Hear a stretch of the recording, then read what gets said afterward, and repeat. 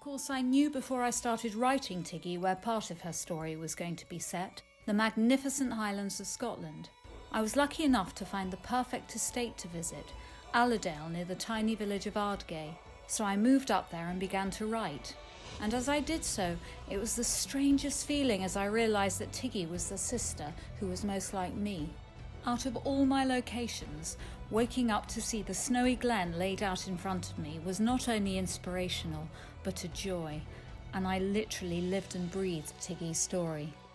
Ironically, Tiggy is most afraid of the isolation, but then she meets Charlie Kinnaird, the owner and laird of the estate, plus a shadowy character from Maya's story, who, by coincidence, is staying up there over New Year.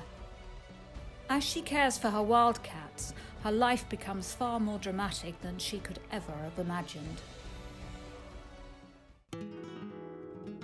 She also meets Chili, an ancient Spanish gypsy, who tells her he'd once been told that he would send her back home to the 7 caves of Sacromonte. A series of events sends Tiggy fleeing the Kinnaird estate, and with nowhere else to go, and Chili's words ringing in her ears, she boards a flight to Granada.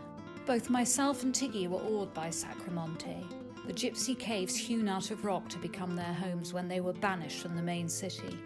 What they lacked in home comforts was partly made up for by the sheer beauty of the setting, the verdant olive groves pouring down the hillside, and the Alhambra Palace sitting high above them on the opposite side of the valley, and of course, the sound of flamenco music.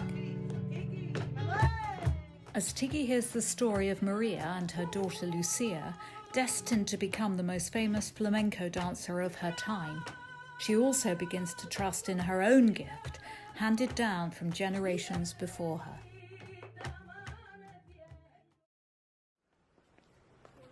Then, from the sweet-smelling orange groves of Andalusia, we travel to the vibrant streets of New York to begin the story of Electra, the 6th sister.